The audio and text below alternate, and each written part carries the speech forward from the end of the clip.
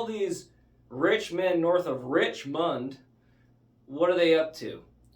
I'm sure they love that song, by the way. It's a real slapper. It's a humdinger. It's taken it's got 22 million views, and it's only been up 10 days. Yeah. It's, if you haven't heard it, again, just Google Richmond North of Richmond by a guy named Oliver Anthony, and it is a cultural phenomenon. Now, the song, when you hear it, is going to resonate. It doesn't even matter. First of all, it cuts across all socioeconomic, religious, racial, any sort of demographic alleged divide that there is out there that those Richmond North of Richmond like to.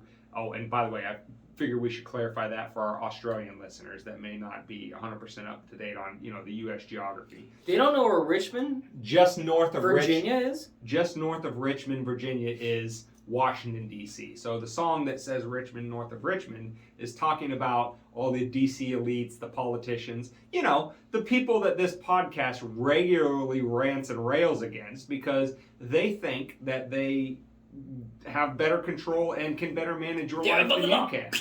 So whether it's you, the capital of Australia is Sydney, correct? I want to say that. Anyway. Yes. If I've insulted you and that's incorrect, I apologize. Is that a trick question, Dave? No, I wasn't really sure.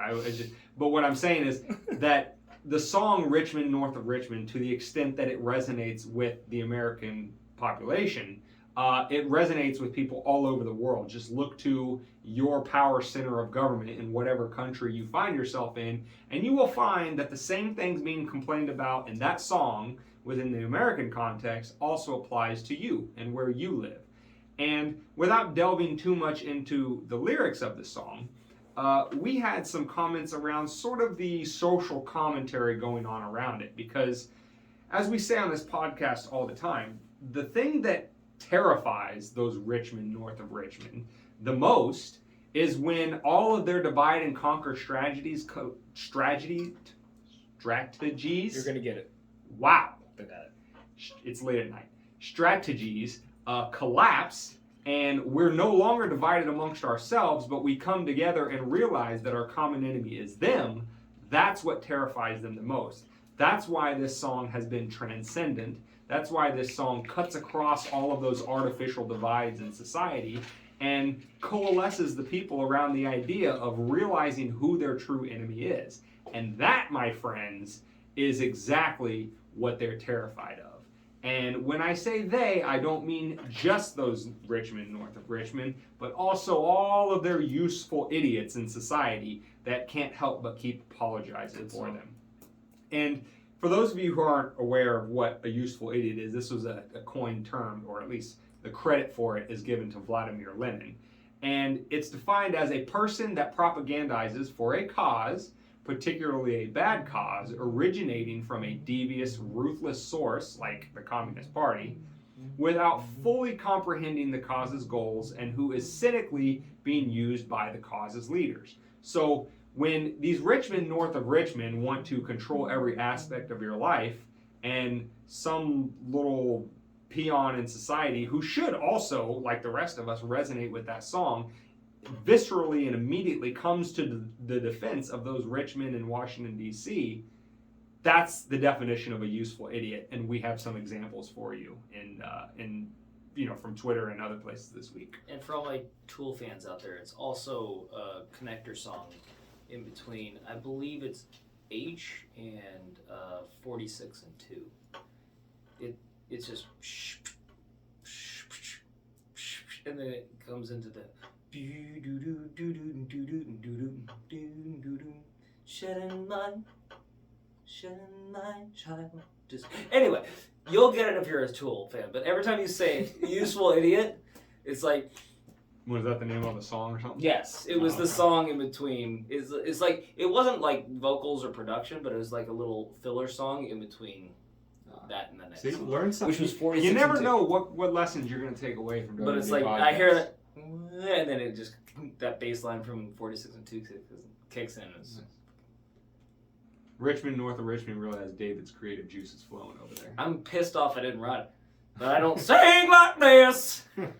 So I couldn't really do it. So in today's first useful idiot example, we have an @RawRousseau over on X, and he had some mocking lyrics to add to Men North of Richmond, because isn't this just the left in a nutshell? So nameless, faceless guys throwing it up here for the video. And again, we know not all the leftists are bad people. Just the loud ones seem to be. Correct, because the song by Oliver Anthony doesn't talk about left and right. It's not a right wing or left wing or any sort of wing song. In fact, it really is, like we said, the common man identifies with it, regardless of their political persuasion or religious or socioeconomic or anything else, because it speaks to the quality of life that is being eroded away day by day because of these elites in places like Washington, D.C. that want to control our lives. But people like Rousseau just will not countenance. Well, the thing is, you talking bad about their betters in Washington, D.C. The thing is, but Dane and I listened to the song one more time before we started recording, and we kind of just sat there and reflected, like, what line in this could they have possibly been offended by? Yeah. Because it's so, like Dane was saying, it's so applicable to it's not Republican, it's not Democrat, it's applicable to everyone's life that's out there struggling right now. Yeah. Like, and that's really why the broad spectrum of people have taken to it as the way that they did. So without further ado, by the way, we couldn't come up with one line. We couldn't come up with one line that we definitively said that'll probably piss them off. Yeah. There was not one. So as is shown here on the video, but for the audio-only listeners, Rousseau had some mocking lyrics of his own to add. His lyrics go, "Us straight white men ain't get nothing but hate. Please, Brandon, lower my boss's corporate tax rate. Them fracking regulations ain't nothing but red tape. Don't want to join a union, just want trickle-down economics put in place." And that last one didn't rhyme, face. Yeah. Anyway, sorry. And at least his rhymed. I mean, and straight from the first line, us straight white men. So yes, Oliver Anthony, the artist of the song, is a white guy from Appalachian, United States. Why does that matter? Why is that? For the side that says race doesn't matter and you should be able to love who you want to love, that's always the first place that they go. Is they go right to your race, exactly, and then fucking attack you for your sexuality. It's like, yeah. Because they looked at Oliver Anthony, who is a white guy, and they heard the words that are targeting, again, like I said, Rousseau's betters in Washington, D.C., and they viscerally, immediately reacted with anger. And although, as David was pointing out, he can't point to a line that truly, truly offends him. You know, is it the line about minors caring more about politicians caring more about minors on an island somewhere, referencing Jeffrey Epstein? Or was it the line about taxes and welfare abuse by, you know, people that don't contribute to society but continue to always take away from it? I posit to you that it's that one. That's really what has a useful idiot like Rousseau angry, and it really gets back to what we talk about the leftist ideology. The reason why they always want power collected in the state is because they think that the left, their ideology, their collectivist, statist ideology, is always going to have control of the levers of power. And so they never want to hear any sort of critiques about power, not fundamentally. They'll say, oh yeah, that right wing's terrible and they're fascists and Republicans are this and that and that and this, blah, blah, blah. But they never really want any fundamental changes to the levers of power other than to grow it and make it stronger, because they think they're always going to be the ones running the show. So when Oliver Anthony's song complains about your dollar ain't shit and it's taxed to no end because of those rich men north of Richmond, and then when it says that taxes shouldn't be going to somebody, to a 300-pound person, you know, to buy fudge rounds, that's really attacking that power structure from both ends. It's attacking its lifeblood in terms of taxes on the front end, and it's attacking its irresponsible management on the back end. When you have the Oliver Anthonys of the world, the common man like us, out there every day working your knuckles to the bone, just so that you can pay taxes into this group of people to mismanage it and hand out to 5'3", 300-pound people that are just eating fudge rounds all day long. That's what pisses the Rob Rousseaus of the world off, because they absolutely cannot tolerate any challenges to power or authority, because they treat it like an attack on them. And then they attack you for having different ideology than them. Isn't that weird? Isn't that fucking strange? Yeah. The side that abhors tyranny and fascism uses it nearly constantly. Yeah. Anywho. And, we have I'm not even going to go into the article, but it's from The Guardian, but the title just kind of tells you that these people are so binary in their thinking. It would be nice if they took their gender ideology and they applied it to actual critical thinking or the political spectrum and not being binary in their thought process. It's either good or it's evil. And I'm on the side of good, and everybody else is on the side of evil. But that's what this title from a Matthew Cantor, writing in The Guardian, the title says, Men North of Richmond punches down. No surprise, the right wing loves it. Again, not a right wing song. Not right or left wing. And if your only thing that you can point to about punching down...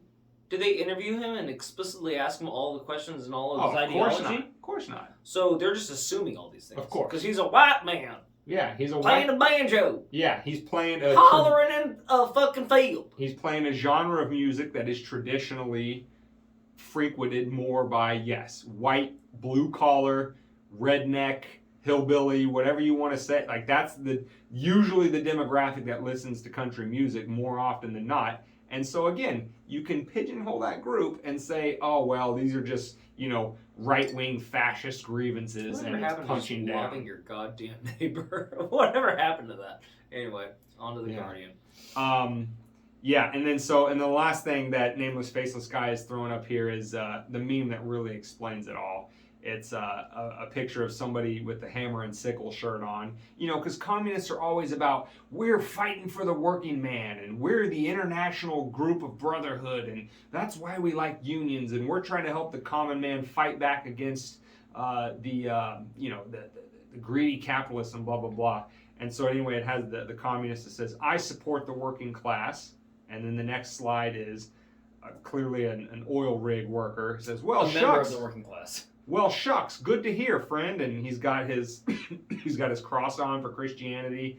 He's got his Confederate flag in the back of his truck and the oil rig in the background. And then the leftist is repulsed by his offer for a handshake. And that is exactly what the Rob Rousseaus and the Matthew Cantors of the world are. They'll tell you, oh, we're all about the common man and this, that. But as soon as they have to meet face to face with the common man, they're absolutely repulsed by them.